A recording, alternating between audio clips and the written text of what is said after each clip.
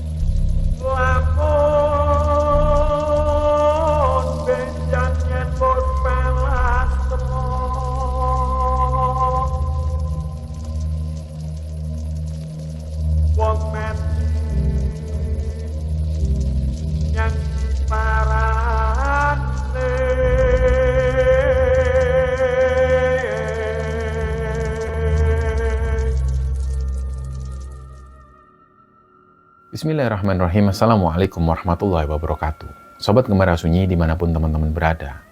Pada kesempatan kali ini kami akan membagikan cerita yang dibagikan oleh Sobat Gembara yang bernama Luki yang asalnya dari Boyolali, Jawa Tengah. Sebelum kita masuk ke ceritanya, untuk teman-teman yang nonton tayangan ini dan belum subscribe, jangan lupa untuk subscribe lebih dulu agar channel Gembara Sunyi ini lebih berkembang lagi dan kami lebih bersemangat lagi dalam membuat konten-konten terbaru di Gembara Sunyi. Dan untuk teman-teman yang telah mendukung kami sejauh ini, kami mengucapkan terima kasih banyak. Semoga amal kebaikan teman-teman dibalas kebaikan berlipat oleh Allah Subhanahu wa Ta'ala.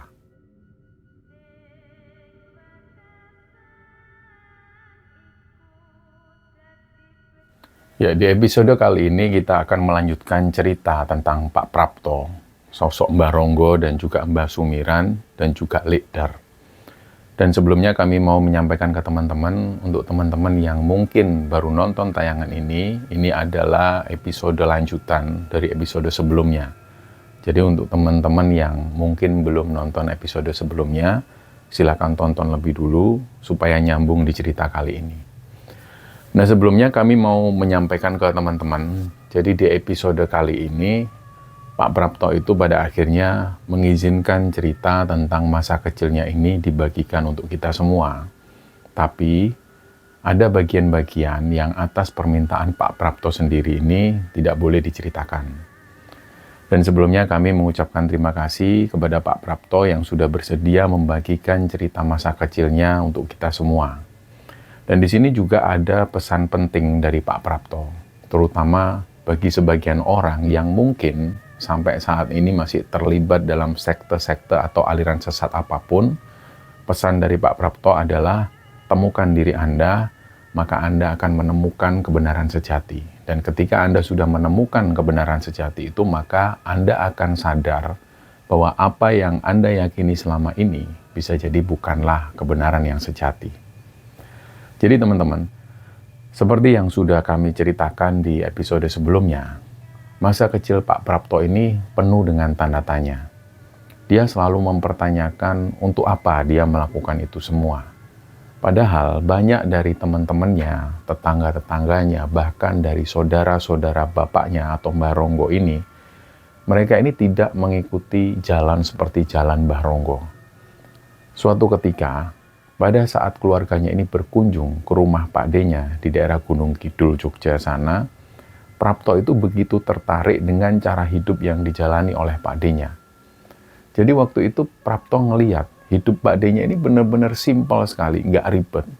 Dan ketika melihat Pak D dan juga bapaknya Prapto, Mbah Ronggo itu seperti melihat dua kepribadian yang sangat jauh-jauh berbeda 180 derajat.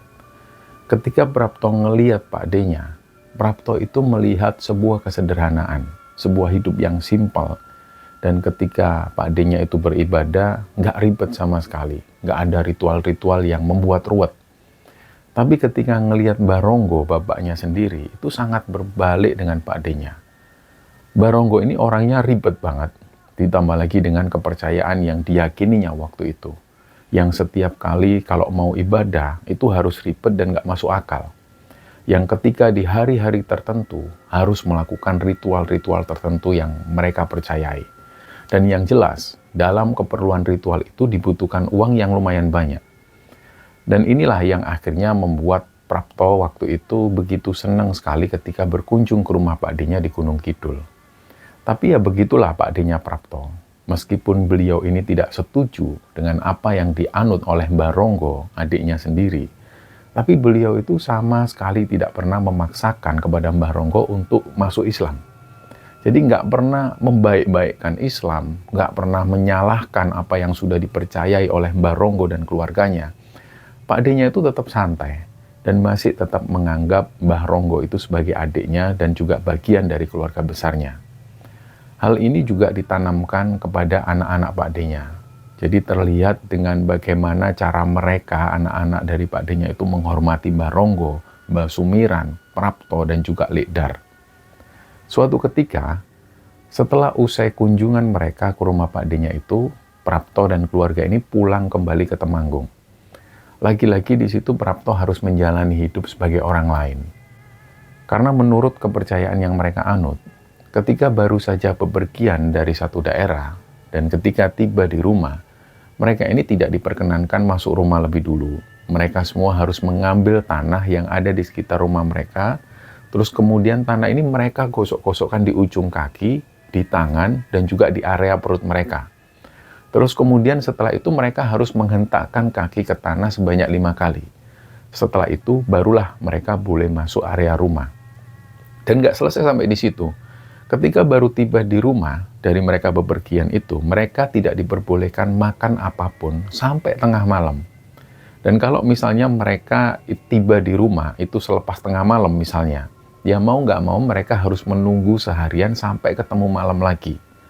Dan setelah tengah malam, barulah mereka diperbolehkan makan. Dan makan pun ini juga sudah ditentukan. Mereka hanya boleh makan dengan singkong atau umbi-umbian yang direbus. Dan cara makannya itu nggak bisa menggunakan tangan. Jadi makanan ini diletakkan di meja, dan cara makannya ini mohon maaf seperti cara kucing atau cara anjing makan. Kata Mbah Ronggo, menurut kepercayaan yang mereka anut, ketika seseorang baru tiba dari suatu daerah, itu tidak ada yang tahu di luar sana apakah ada virus-virus yang nempel atau tidak. Jadi di situ, kata Mbah Ronggo, mereka menjaga supaya virus tidak masuk ke mulut melalui tangan mereka yang belum tentu tangannya itu bebas dari virus. Prapto ingat, ketika menjelang ujian sekolah atau ketika ada tes-tes apapun yang berhubungan dengan sekolah, Mbah Prapto ini selalu meletakkan daun sirih sebanyak 5 lembar di bawah bantalnya Prapto. Jadi pada saat dia tidur, dia beralaskan bantal yang sudah ada daun sirih tadi. Kata Mbah Ronggo, ini supaya otak Prapto itu encer dan bisa melalui ujian di sekolah dengan lancar. Dan mereka ini selalu melakukan ritual besar di hari Selasa Kliwon. Itu dilakukan setiap bulan. Dan yang diingat oleh Prapto adalah ritual itu lumayan melelahkan. Tapi mereka yang belum kawin, untuk mereka-mereka yang masih anak-anak dan mereka yang belum kawin, itu hanya bisa mengikuti ritual ini sampai pada tahap-tahap tertentu. Selebihnya dari situ, mereka akhirnya disuruh tidur di kamar, kamar dikunci, dan mereka nggak pernah tahu apa yang orang-orang dewasa lakukan. Dan proses ritual itu dilanjutkan oleh orang-orang yang dewasa atau yang sudah kawin. Ketika Prapto masih kecil, sekitar SD itu, dia cuma mengikuti ritual sekitar 1 jam. Terus kemudian Prapto dan adiknya, Sidar itu, mereka disuruh masuk ke kamar, kamar dikunci, dan mereka harus tidur. Jadi Prapto dan Dar ini nggak pernah tahu apa yang dilakukan oleh orang tuanya selanjutnya. Dan seingat Prapto, untuk ritual yang dilakukan setiap hari Selasa Kliwon tiap bulannya itu, ini selalu didatangi oleh beberapa pengikut sekte yang lain. Mereka-mereka yang datang ke rumah Mbah Ronggo ini umumnya datang dari luar kota Temanggung. Ada yang bahkan dari daerah Jawa Barat dan Jawa Timur. Bisa dibilang ritual di hari Selasa Kliwon ini semacam hari rayanya sekte ini. Sampai suatu ketika, pada saat Prapto ini duduk di bangku kelas 1 SMP, waktu itu Dar ini kalau nggak salah kelas 5 atau kelas 4 SD. Hari itu mereka persiapan untuk melakukan ritual, karena nanti malam ada ritual Selasa Kliwon. Dan karena malam nanti itu adalah Selasa Kliwon, jadi dari pagi, semua orang ini sudah kumpul di rumah Mbah Ronggo. Orang-orang ini datang dari mana-mana. Adalah sekitar 20 orangan, mereka laki-laki dan perempuan. Jadi di rumah itu memang terkenal angker. Karena Mbah Ronggo itu sengaja membuat rumahnya terkesan angker. Mbah Ronggo ini selalu sering mendatangi tempat angker. Selanjutnya setelah dari tempat angker itu, dia akan bawa benda-benda aneh ke rumahnya. Dan anehnya, setelah Mbah Ronggo membawa benda-benda aneh itu ke rumah, selalu ada penampakan. Entah tiba-tiba ada kemunculan ular, kadang juga tiba-tiba ada orang pakai baju adat Jawa yang keliling rumah. Pokoknya setiap kali Mbah Ronggo itu pulang dan selalu membawa benda-benda aneh ini, itu akan tambah lagi penghuni di rumah itu. Nah, ada satu sosok laki-laki yang kayaknya sosok laki-laki ini sudah lama menghuni kamar belakang. Dia anak-anak seusia Prapto waktu itu. Jadi pada akhirnya, seperti Prapto dan Dar ini, akhirnya sudah biasa ketemu sosok anak laki-laki ini. Dan menurut Prapto dan keluarganya, sosok anak laki-laki ini nggak mengganggu. Nggak seperti penunggu-penunggu yang lain. Justru yang sering mengganggu ini adalah sosoknya perempuan, wujudnya itu seperti putri. Tapi kadang sosok ini menampakkan dirinya itu dalam wujud seorang putri, tapi tubuhnya itu tubuh menjangan. Mungkin ada teman-teman yang nggak tahu menjangan itu, ada yang menyebutnya rusa. Jadi tubuhnya seperti itu. Nah hari itu karena malamnya ini akan digelar ritual Sowon, yaitu ritual Selasa Kliwon ini, mereka nyebutnya seperti itu, ritual Sowon. Jadi rumah itu dipenuhi banyak orang. Dari pagi ini ada yang sudah tiduran di ruang depan, ada yang jalan-jalan di sekitar desa, dan sebagian ibu-ibu itu berada di dapur untuk masak-masak. Nah di sini, masakan yang mereka masak ini pun juga bukan makanan-makanan biasa. Ya memang di situ ada juga makanan biasa, seperti misalnya nasi, umbi-umbian. Tapi untuk makanan yang disajikan di setiap ritual Sowon ini haruslah babi hutan. Nggak boleh hewan lain, nggak boleh babi biasa, jadi harus babi hutan. Jadi di situ nanti cara mereka masak, babi ini tidak disembelih, melainkan ditutup bagian lehernya dengan bambu kuning yang sudah diruncingkan. Terus kemudian darah babi yang mengucur ini ditampung di wadah baskom dari bahan logam. Nah darah babi ini nanti bisa berfungsi untuk apapun. Contoh, di situ darah babi ini bisa difungsikan untuk campuran masakan. Dan di situ mereka bikin makanan ini dari campuran daging babi, daun pepaya, cabai, dan juga beberapa rempah lainnya. Ini dicampur semua. Boleh menggunakan garam, tapi harus garamnya itu garam kurosok. Bukan garam dapur atau garam industri. Dan semua bahannya itu harus mentah. Artinya ya daging babi itu tadi mentah. Daun pepaya juga tanpa kukus atau tanpa dimasak. Cabai dan lain-lain itu juga harus mentah. Dan selain itu, darah babi ini difungsikan oleh mereka untuk mengolesi roh pawon. Roh pawon yang dimaksud mereka ini adalah para penunggu di dapur atau makhluk halus yang berada di dapur. Di situ mereka percaya bahwa di setiap ruangan ada penunggunya, termasuk di pawon atau dapur. Mereka menganggap ruangan pawon atau dapur ini adalah ruangan yang sangat penting sekali. Dari ruangan itulah seluruh isi rumah atau seluruh keluarga ini bisa melanjutkan hidup. Artinya dari dapur itu tersedia makanan yang membuat semua keluarga bisa makan dan bisa hidup. Jadi pawon betapa sangat penting bagi kepercayaan mereka. Itulah kenapa darah babi ini nantinya akan digunakan untuk mengoleskan roh pawon. Jadi darah babi itu dioleskan di sudut-sudut dapur dan disisakan sedikit di wadah semacam lepek untuk makanan bagi roh pawon. Nah selain itu seperti yang kami ceritakan di cerita sebelumnya, setiap orang yang sakit di dalam kepercayaan ini, atau orang ini sampai meninggal, itu darah babi hutan ini harus disiapkan di wadah baskom, yang baskom itu dari bahan logam, dan kemudian diletakkan di bawah orang sakit atau di bawah orang yang meninggal.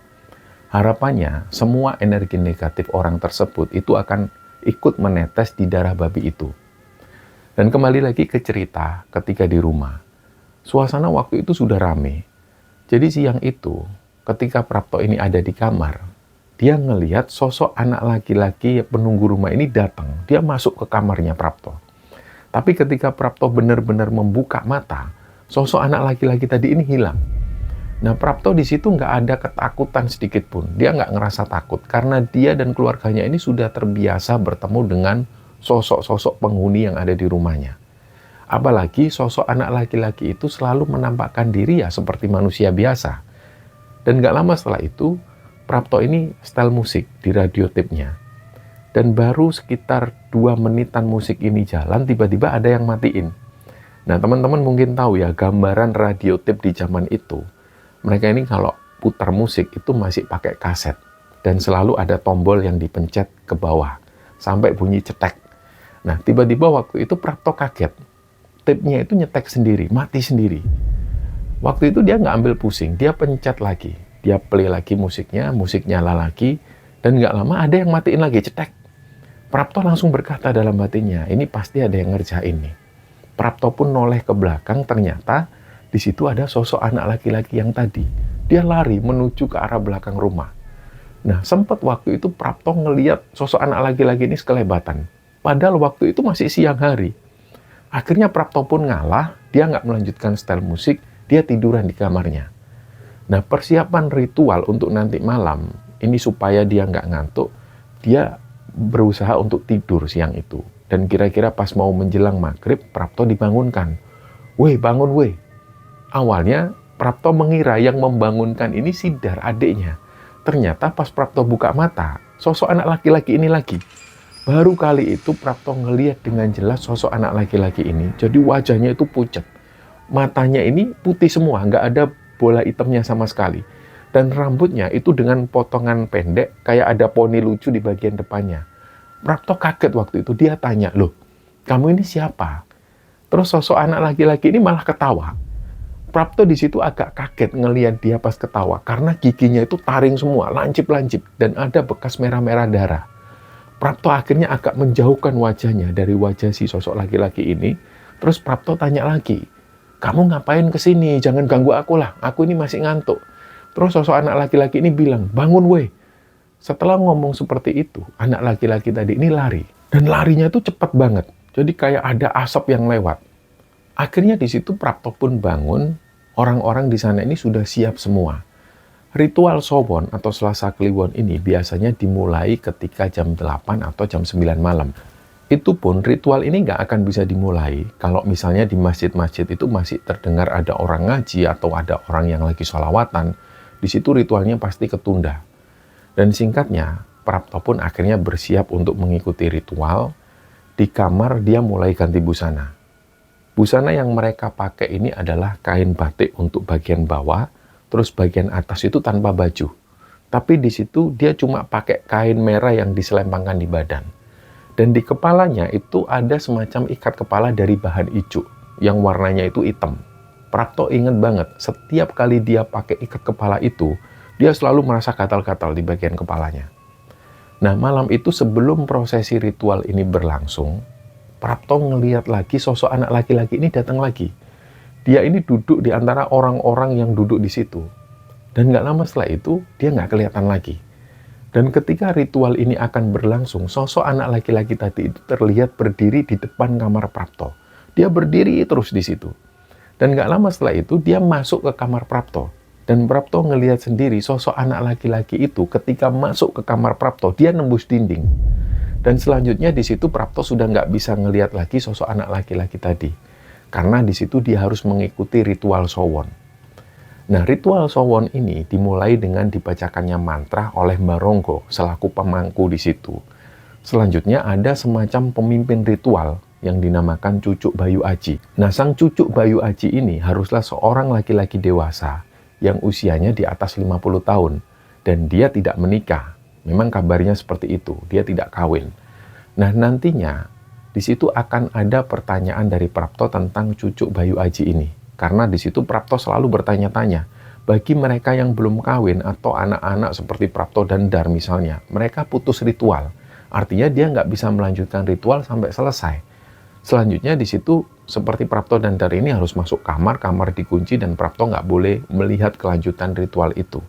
Nah, pertanyaan Prapto adalah, kenapa sosok Cucuk Bayu Aji ini yang jelas-jelas tidak kawin, kok malah memimpin ritual tersebut? Pernah Prapto ini menanyakan hal tersebut ke Mbah Ronggo.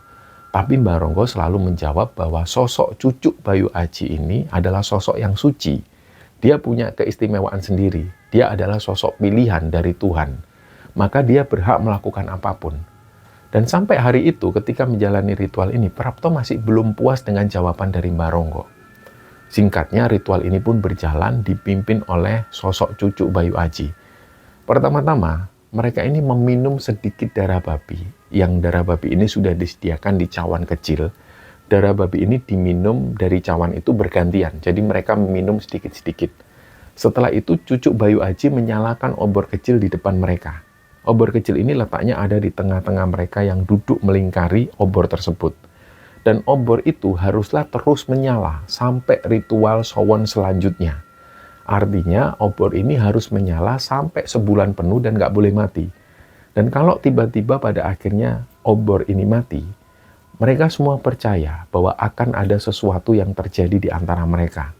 Entah ada salah satu anggota yang sakit atau terkena bencana atau bahkan meninggal. Nah, setelah obor kecil ini menyala, mereka semua bersemedi.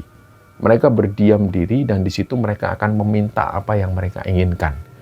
Dan proses semedi ini berlangsung sekitar 10 menitan. Setelah itu mereka semua berdiri, mereka berjalan memutari obor kecil yang menyala itu. Nah, ini bagian yang paling tidak disukai oleh Prapto. Jadi mereka ini jalan memutar. Itu mereka awalnya jalannya pelan-pelan, memutar. Terus nggak tahu siapa yang memulai awalnya.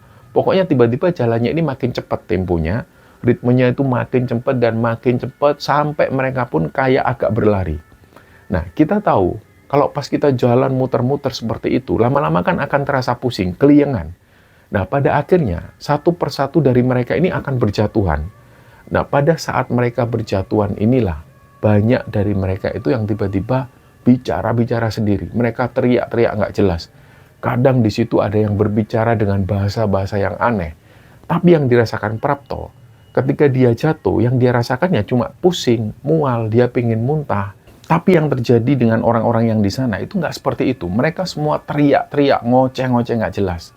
Katanya, itu adalah bahasa roh nenek moyang mereka yang sedang ikut menari bersama mereka semua. Sedangkan di situ, Prapto sendiri ini nggak pernah percaya soal itu. Karena pada bagian jalan cepat yang muter-muter inilah yang Prapto paling benci. Karena pasti di situ dia akan pusing dan terasa mual.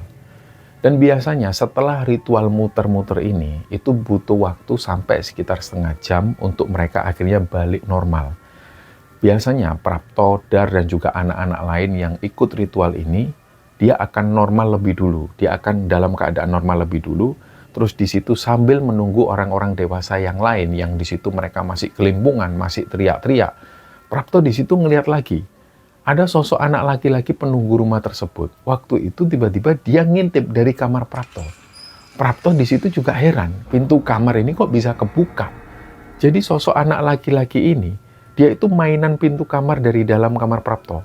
Pintu kamar itu dibuka, ditutup sambil dia ngintip dan ngelihat ke arah Prapto.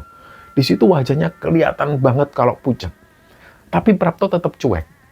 Dan gak lama setelah itu, Dar ini bisik-bisik ke Prapto, "Mas, itu siapa di kamarmu, Mas?" Nah, Prapto cuma bilang, "Biasalah itu loh, bocah kae loh, sing biasanya ngetok nang pawon." Dia bilang ke Dar seperti itu, "Biasalah itu loh sosok anak laki-laki yang biasanya kelihatan mondar-mandir di dapur." Dan gak lama setelah itu, para orang dewasa ini mulai sadar. Mereka mulai duduk, ada yang mulai berdiri, ada yang ambil minum. Dan di momen itu, para orang dewasa ini ada waktu untuk istirahat sebentar. Dan untuk para anak-anak, mereka mulai masuk ke kamarnya masing-masing. Untuk anak-anak yang lain yang seumuran Prapto, yang dalam hal ini adalah anak-anak dari pengikut sekte tersebut. Mereka ini tidur di aula belakang. Jadi di belakang itu ada ruangan cukup besar untuk mereka tidur. Terus selanjutnya, anak-anak ini akan disuruh tidur dan kamar mereka itu akan dikunci. Sedangkan para orang dewasa, mereka akan melanjutkan ritual mereka lagi. Nah, selama Prapto dari kecil sampai dia seumuran seperti itu, sampai dia SMP, dia sama sekali belum pernah melihat bagian ritual yang dilakukan oleh orang-orang dewasa. Karena memang ya seperti itu aturannya. Anak-anak selalu diwajibkan masuk kamar dan disuruh tidur, dan di situ kamar mereka dikunci. Jadi mereka nggak akan bisa keluar sampai pagi hari. Nah, karena mereka akan dikunci dalam kamar malam itu, jadi bagi yang pengen buang air kecil ataupun pengen buang air besar, mereka dikasih waktu dulu ke kamar mandi.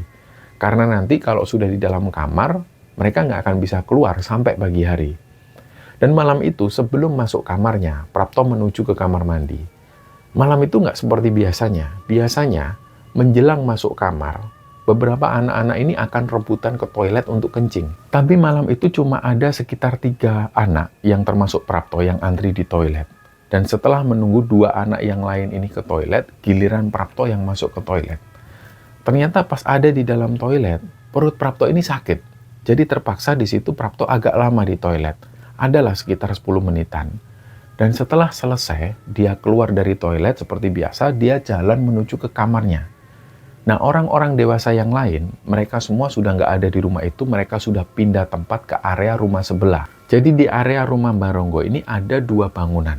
Bangunan pertama adalah rumah utama, dan rumah utama ini untuk mereka tinggali. Sedangkan bangunan rumah yang lain itu digunakan untuk menempatkan hasil tani seperti kopi, jagung, dan juga tembakau. Dan untuk ritual pada bagian orang-orang dewasa ini, itu dilakukan di bangunan itu, di rumah yang lain itu. Nah, pas Prapto mau masuk ke kamarnya, dia nggak bisa masuk dalam kamar. Kamarnya ini sudah terkunci. Prapto kaget lah, kok sudah terkunci? Padahal Prapto ini masih ada di luar kamar, kan aneh banget. Karena biasanya yang bertugas mengunci kamar ini adalah ibunya sendiri, yaitu Mbak Sumiran. Dan biasanya sebelum mengunci kamar, Mbak Sumiran itu pasti selalu memastikan bahwa anaknya ini sudah ada di dalam kamar. Begitupun juga dengan aula belakang yang digunakan untuk tidur anak-anak yang lain. Biasanya Mbak Sumiran selalu ngecek lebih dulu atau menghitung mereka satu persatu. Kalau sudah hitungannya pas, anak-anak dikira sudah lengkap, Mbak Sumiran baru mengunci aula itu. Jadi pada saat itu Prapto kaget. Dia belum masuk kamar, tapi kok kamarnya sudah terkunci. Artinya bisa jadi Mbak Sumiran ini sudah ngelihat Prapto sudah ada di dalam kamarnya. Prapto jadi agak bingung dan ngerasa aneh waktu itu. Dan gak lama setelah itu Prapto ingat, dari tadi siang sampai di saat menjelang melakukan ritual, Prapto ini kan sering ngelihat sosok anak laki-laki penunggu dapur itu. Dia ini kan sering kali mondar-mandir di kamar Prapto. Jangan-jangan tadi yang dilihat Mbak Sumiran berada di dalam kamar Prapto ini adalah sosok anak laki-laki itu.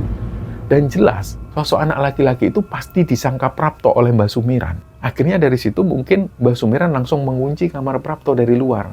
Prapto bingung waktu itu, dia ini mau ke kamar adiknya juga percuma. Kamar Sidar pasti juga sudah terkunci. Dia akhirnya menuju ke aula belakang. Siapa tahu aula belakang belum dikunci.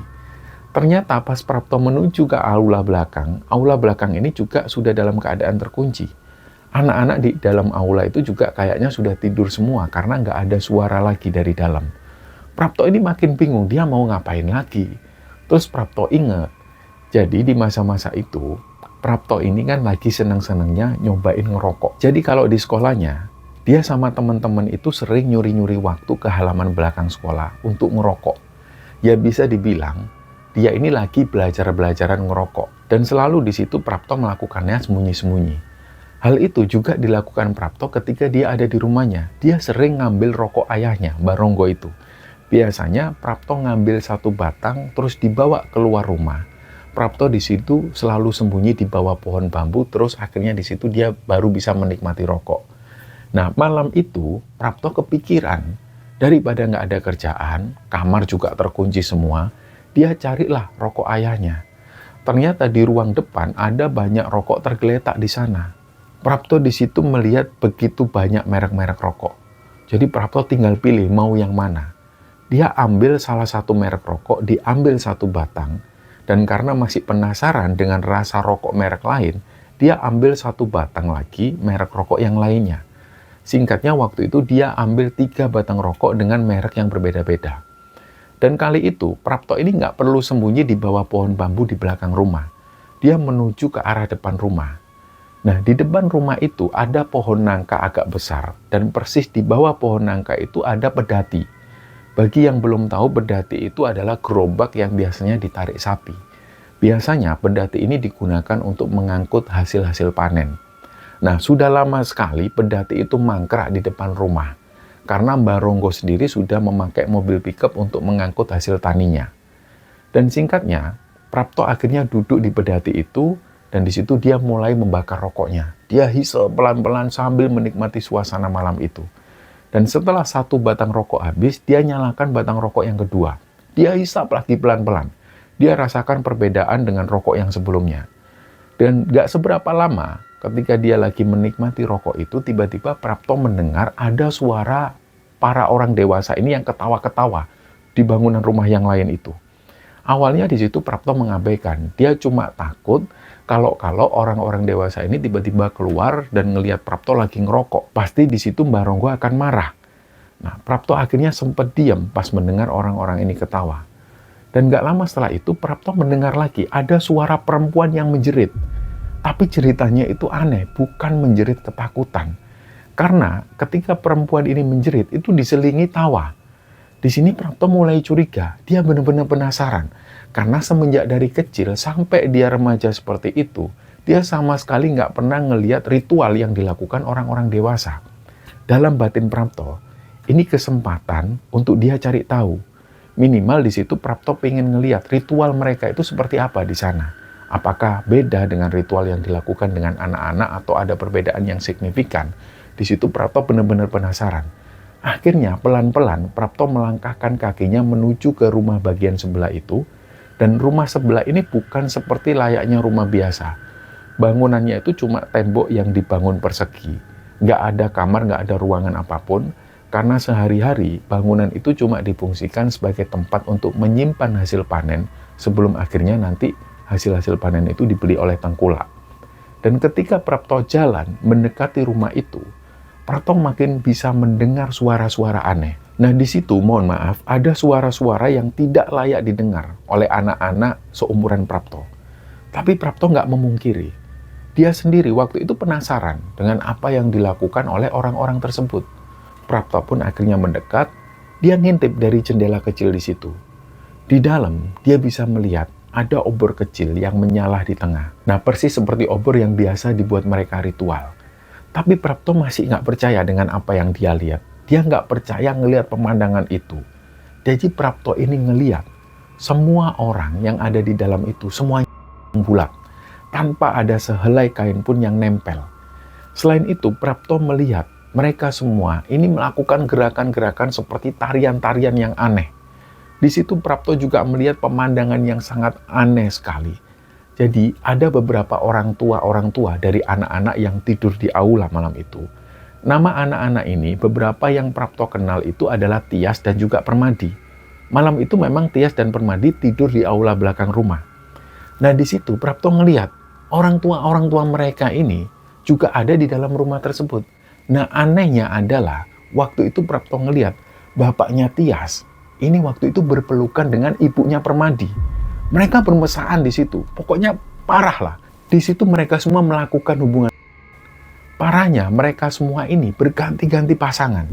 Pokoknya dari situ Prapto nggak bisa melanjutkan ngelihat pemandangan tersebut. Prapto di situ merasa mual, pusing. Dia akhirnya jalan itu sambil sempoyongan. Dia keluar dari rumahnya dan langsung menuju ke rumahnya Thoyib, salah satu teman sekolahnya Prapto. Rumah Thoyib ini agak jauh dari rumah Prapto. Tapi nggak tahu kenapa, rumah Thoyib lah yang langsung dituju oleh Prapto. Dan sayangnya, ketika sampai rumah Thoyib, setiap kali Prapto ini ngetuk rumah Thoyib, nggak ada yang bukain pintu. Akhirnya jalanlah Prapto menuju ke pos ronda yang biasa mereka pakai untuk nongkrong bersama teman-temannya. Pos ronda waktu itu sepi, tapi lampu pos ronda masih nyala. Prapto akhirnya jalan ke pos ronda itu, dan dia mulai duduk di sana. Di situ dia kebayang lagi tentang orang-orang yang tadi berada di bangunan tersebut.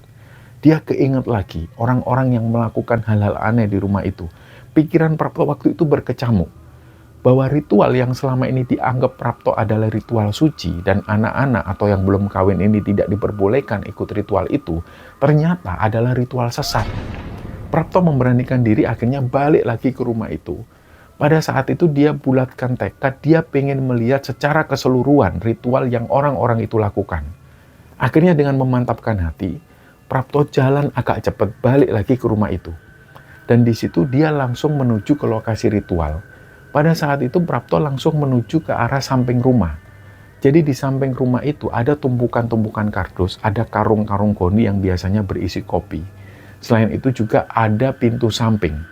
Nah, pintu samping ini waktu itu dalam keadaan terkunci.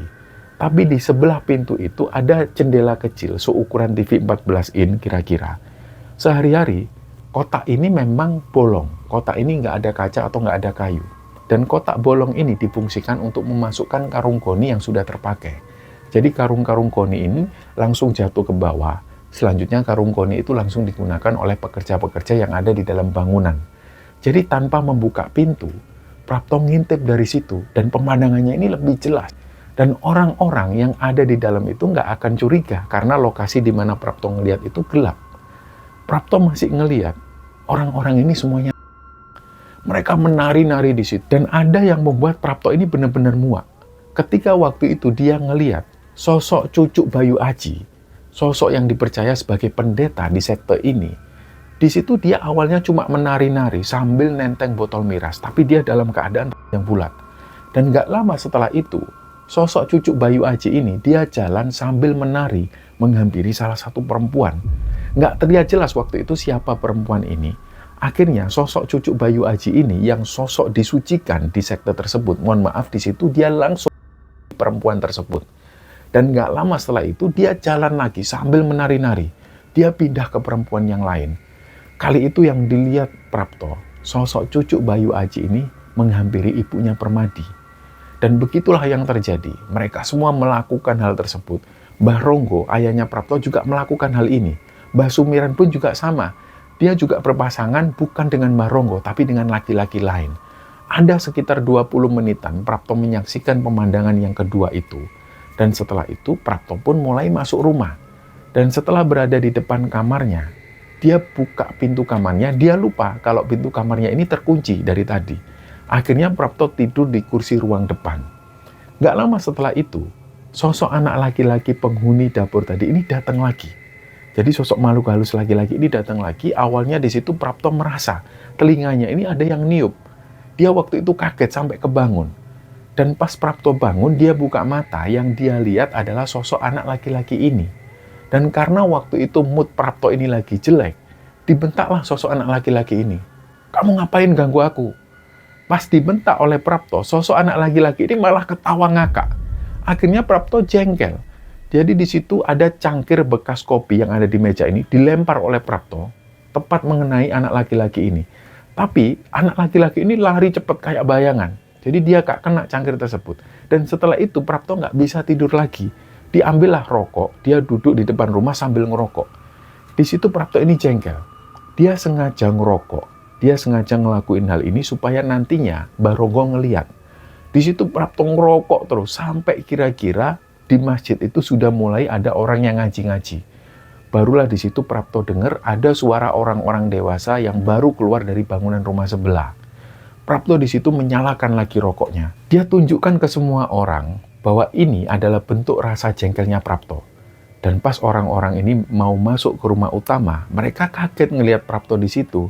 Karena mereka taunya Prapto dan anak-anak yang lain ini harusnya tidur dan dalam posisi terkunci di dalam kamar mereka. Kenapa kok Prapto bisa ada di luar rumah? Gak lama kemudian Mbah Sumiran datang, matanya itu sambil melotot ke arah Prapto. Loh, kamu kok bisa keluar dari kamar? Siapa yang bukain pintu? Prapto ini dengan entengnya menjawab, siapa yang keluar? Aku memang dari tadi memang di luar. Aku belum masuk kamar. Mbah Sumiran nggak percaya. Prapto ditarik masuk ke dalam rumah. Begitu ada di depan kamar Prapto, Mbah Sumiran ngecek pintu kamarnya Prapto. Ternyata memang benar kamar Prapto ini masih dalam keadaan terkunci. Mbah Sumiran langsung membuka pintu kamar Prapto. Dan di dalam kamar itu nggak ada siapa-siapa. Mbah Sumiran kaget ngelihat kejadian ini. Akhirnya Prapto ini bilang ke Mbah Sumiran, itu tadi yang di dalam kamar itu bukan aku, yang dilihat ibu itu bukan aku, tapi sosok anak laki-laki penunggu dapur. Nah setelah itu Prapto pun masuk ke dalam kamar, dia langsung tidur, kamar dikunci dari dalam. Dia nggak tahu lagi kelanjutannya seperti apa. Dan siang itu Prapto ini bangunnya kesiangan. Dia tahu bahwa hari itu dia bakal nggak masuk sekolah. Prapto yakin pasti Mbah Ronggo dan Mbah Sumiran ini mau membicarakan hal tersebut dengan Prapto. Jadi siang itu kira-kira jam 11 siang, Prapto keluar dari kamar, situasi rumah ini sudah kembali sepi. Biasanya para pelaku-pelaku ritual itu pulang sebelum matahari terbit. Nah, waktu itu di depan kamar Prapto sudah ada Mbak Ronggo dan juga Mbak Sumiran. Sidar, adiknya Prapto, waktu itu ada di sekolah. Nah, Prapto langsung ditanya oleh Mbak Ronggo, "Semalam kamu ngelihat apa, Mas?" Prapto awalnya diem. Dan gak lama kemudian Mbak Sumiran lah yang bicara. "Kamu itu pakai berani-berani ngerokok di depan banyak orang, mau jadi apa kamu?" Prapto masih diem.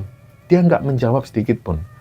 Akhirnya Mbak Ronggo tanya lagi ke Prapto, "Mas, Bapak tanya ke kamu, semalam kamu ngelihat apa?"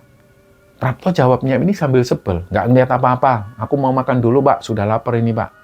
Nah, disinilah akhirnya Prapto itu dilempar dingklik oleh Mbak Ronggo. Dingklik ini kursi kayu, tapi ukurannya kecil. Biasanya dingklik ini digunakan untuk menyanggah kaki Mbak Ronggo ketika makan. Tapi ketika dilempar dingklik ini, itu langsung mengenai bagian punggung Prapto, dan rasanya juga lumayan sakit. Prapto di situ langsung marah ke bapak dan ibunya. Dia waktu itu hampir menggila. Tapi untungnya tiba-tiba tangan Prapto ini ada yang narik. Pas Prapto lihat ke belakang, ternyata sosok anak laki-laki itulah yang narik tangannya Prapto.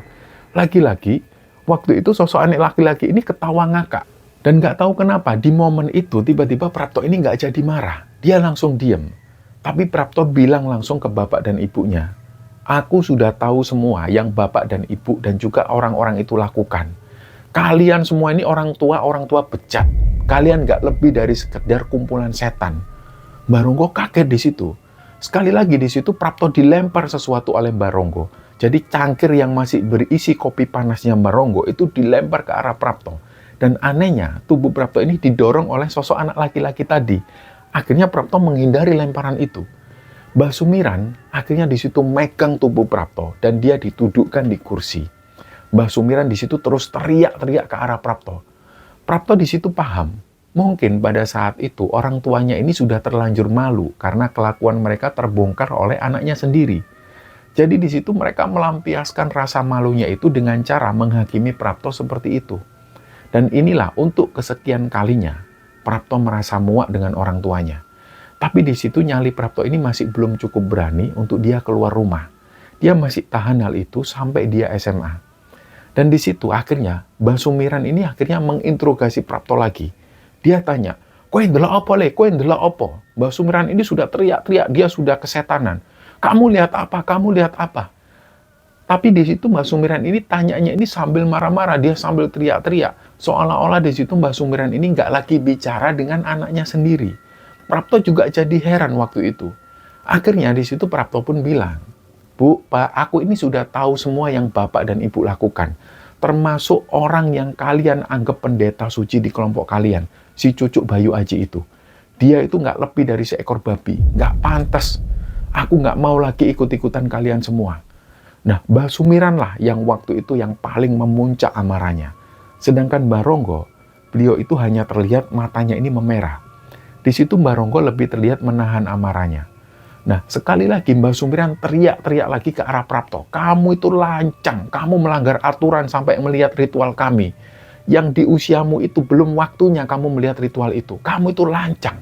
Nah, di situ Prapto membantah, "Bu, mau aku belum waktunya, mau aku lancang, tapi ini aku sudah tahu semua yang mana yang buruk dan mana yang baik. Yang kalian lakuin itu loh, buruk, semuanya buruk. Bahkan kelakuan kalian itu kayak binatang." Terus Prapto tanya lagi ke Mbak Sumiran dan Mbak Ronggo, "Itu kenapa? Bapaknya Tias kenapa kok berhubungan sama ibunya Permadi? Kenapa ibu juga sama si Cucuk Bayu Aji? Kenapa bapak tidur sama perempuan yang bukan istri bapak? Kenapa? Terus kenapa kalian tadi itu minum minuman keras, terus menari-nari nggak jelas, mabuk, terus melakukan hal yang nyeleneh? Kenapa? Jawab." Nah, di momen itulah Mbak Ronggo ini sudah hilang kesabaran. Wajah Prapto ini dipukul. Terus Prapto yang posisi waktu itu duduk di kursi, dia ini sampai jatuh ke belakang kena pukulan Mbak Ronggo. Dan nggak selesai sampai di situ. Sebenarnya waktu itu Mbak Ronggo ini sudah mau melayangkan pukulannya lagi ke Prapto. Tapi Prapto lagi-lagi dibantu oleh sosok anak laki-laki tadi. Prapto secara cepat ini langsung bisa berdiri. Dan dia ini lari tiba-tiba. Larinya itu jadi makin cepat. Jadi akhirnya di situ Prapto keluar dari rumah dan langsung menuju ke pos ronda. Jarak rumah Prapto ke pos ronda itu sekitar 200 meteran. Tapi waktu itu terasa cepat banget. Jadi kayak dia ini didorong angin kencang. Dan setelah Prapto berada di pos ronda itu, sosok anak laki-laki ini nggak kelihatan lagi. Di situ mata Prapto sebelah kiri itu terasa ngilu. Wajahnya itu berasa keras banget. Prapto jengkel banget dengan kedua orang tuanya, tapi dia sendiri juga nggak tahu harus kemana. Singkatnya, setelah kejadian itu, nggak lama kemudian, Prapto ini dijemput oleh Sidar, adiknya. Sidar bilang ke Prapto, "Mas, kamu disuruh pulang, Mas. Bapak sama ibu sudah nggak marah lagi. Mereka mau minta maaf sama kamu. Itu ibu membelikan kamu gitar baru di rumah, Mas." Nah, Prapto masih sebel. Dia masih diem terus di pos ronda. Nggak lama kemudian, Sidar ini narik tangannya Prapto. "Ayo Thomas, kalau nggak ada sampean aku ini sama siapa, Mas? Ayo mulai, Mas." Prapto di situ kasihan sama Dar. Akhirnya dia pun pulang ditemani oleh Dar. Dan sesampainya di rumah, untuk menebus kesalahannya, Baronggo itu ternyata benar. Dia membelikan Prapto gitar baru. Dan gak cuma itu, Prapto diizinkan ngerokok di rumah dengan bebas. Bahkan Prapto ini dijatah rokok sebungkus setiap hari oleh Baronggo. Hal ini yang membuat Prapto gak bisa nolak pada akhirnya. Jadi pada akhirnya dia terima tawaran itu, dan setiap hari ada salah satu pegawai dari Baronggo yang membelikan rokok sebungkus untuk Prapto. Jadi setiap hari juga Prapto akhirnya selalu pesta rokok bersama teman-temannya di pos ronda sambil dia main gitar. Hal ini pun akhirnya terlupakan oleh Prapto. Dia masih tetap menjalani ritual-ritual itu. Tapi setelah peristiwa itu, Prapto akhirnya jadi sering ke musola dan belajar ngaji. Sampai-sampai salah satu ustadz di musola itu jadi takut ketika ngajari Prapto ngaji. Karena si ustadz ini tahu betul siapa sosok Baronggo. Kalau sampai ketahuan bahwa Prapto ini belajar ngaji di musola itu, pasti ustadz ini yang jadi bulan-bulanan Baronggo dan anak buahnya Baronggo. Tapi di situ Prapto selalu meyakinkan ke ustadz tersebut supaya ustadz ini nggak perlu takut. Karena di situ Prapto menjelaskan kalau dia sudah dewasa, dia sudah berhak menentukan pilihannya. Jadi di situ Prapto akhirnya makin sering ke musola untuk ngaji. Hal itu berlangsung sampai Prapto ini duduk di bangku SMA. Nah, di masa SMA-nya itulah Prapto jadi makin sering berpikir. Dia makin sering merenung. Apalagi di sekolah, dia punya teman diskusi, yaitu Pak Derajat namanya. Pak Derajat ini adalah guru agama Islam di sekolah Prapto. Menurut Prapto, Pak Derajat ini orangnya asik. Dan perlu diketahui bersama teman-teman, di masa-masa itu, orang-orang yang menjalani aliran kepercayaan, mereka tidak akan bisa memilih di KTP-nya. Jadi pada saat itu, baik Baronggo, Mbah Sumiran, Prapto sendiri, itu semua selalu terdaftar dengan agama Islam. Begitupun juga dengan di sekolahnya.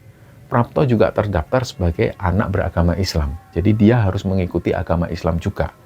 Nah, kembali ke cerita Pak Derajat. Menurut Prapto, Pak Derajat ini orangnya asik. Nggak kelihatan alim tampilannya, tapi ilmunya itu mendalam. Dan orangnya pun juga santai. Setiap kali Prapto bilang dia mau masuk Islam, Pak Derajat selalu bilang ke Prapto, "Loh, kowe lak wis Islam toh. Santai wae lah, nggak usah buru-buru." Jadi kata Pak Derajat, "Kamu kan sudah Islam, santai aja lah, nggak usah buru-buru." Tapi Prapto selalu menjelaskan, "Enggak, saya ini bukan Islam, Pak. Saya ingin masuk Islam." "Ya wis, santai dulu, nanti ada waktunya."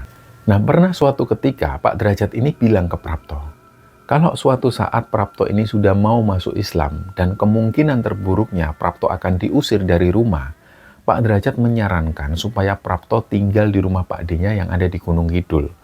Prapto sendiri ini juga sering cerita soal Pak D-nya ke Pak Derajat.